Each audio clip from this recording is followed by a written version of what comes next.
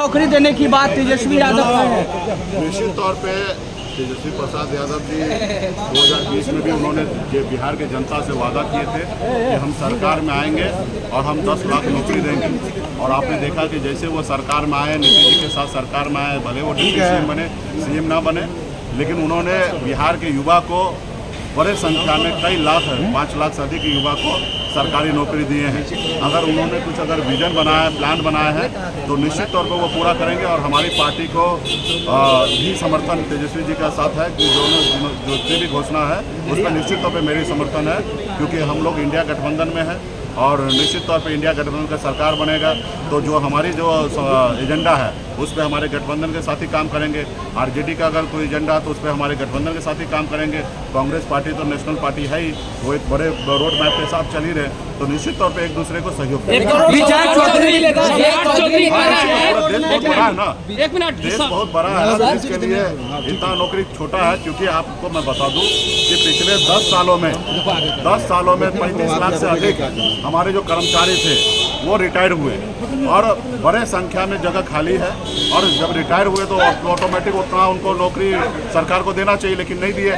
सिर्फ अभी तक जो हमें जानकारी है 9 लाख के अंदर में सरकार ने नौकरी दिया है, तो एक बड़ा वैकेंसी जगह ही खाली है, तो जगह भी खाली किया जाएगा। उसके अलावा जितने भी हमारे जो मोदी जी खास करके प्राइवेट किया गया है, वो प्राइवेट संस्था को सरकारी में कन्वर्ट करना होगा, चाहे एयरपोर्ट हो या रेलवे स्टेशन हो। और जैसे वो करेंगे तो इससे उसमें से नौकरी निकलेगा और तो मुझे लगता है करोड़ नौकरी निश्चित तौर पर दिया जाएगा।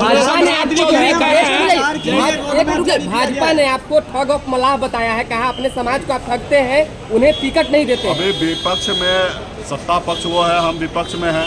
भाजपा से यही उम्मीद कर सकते हैं कि एक मल्लाह का बेटा को वो दिन रात गाली दे। अब मुझे कोई आश्चर्य नहीं हो रहा कि वो हमें गाली दे रहा है। ये बिहार की जनता, हमारे लोगों को पता है कि कौन हमारे साथ ठगा है, हमारे समाज के साथ ठगा है। कई बार उन्होंने घोषणा किया निषाद आरक्षण देंगे, लेकिन आरक्षण नहीं दिया। ये बात हमारे समाज को पता है कि कौन किसको ठग रहा है। फिलहाल ये बात नहीं है रहा कि वो गाली दे। हम लोग एजेंडा लेके चल रहे हैं कि हम बिहार के लोगों के लिए, हक अधिकार के लिए लड़ाई लड़ेंगे और सारा चीज़ें। वहाँ टिकट की बात है तो टिकट चुनाव जीतने के लिए दिया जाएगा। जो समीकरण बनेगा, जहाँ पे बनेगा, वहाँ पे जो योग्य होगा उनको चुनाव लड़ाया जाएगा। सिर्फ फॉर्मेलिटी के लिए हम लोग चुनाव नहीं लड़ रहे हैं। हमें हर हाल में हर सीट को चुनाव जीतना है और जहाँ पे जो सुटेबल कैंडिडेट होगा वो उनको चुनाव लड़ाया। विजय चौधरी हैं सर, वो कह रहे हैं कि तेजस्वी यादव 1 करोड़ नौकरी देने की बात कर रहे हैं, 20 करोड़ क्यों नहीं बोले? इसके लिए उनको धन्यवाद। उनको पता है कि 1 करोड़ ही दे सकते हैं, इसलिए 1 करोड़ बोले हैं। आप में तो वो भी क्षमता नहीं है, आप में वो क्षमता नहीं है। आपका भी लगता है कि देश का, तो अभी आप सत्ता में थे, आप बताइए कि आपने कितना नौकरी दिया राज्य में या केंद्र में। रहा कि अगर हम विजन बना रहे हैं तो हम उसके ऊपर काम करेंगे। आप तो बताइए कि आपने बोला था 20 करोड़ नौकरी देंगे 10 साल में, आपने नहीं दिया।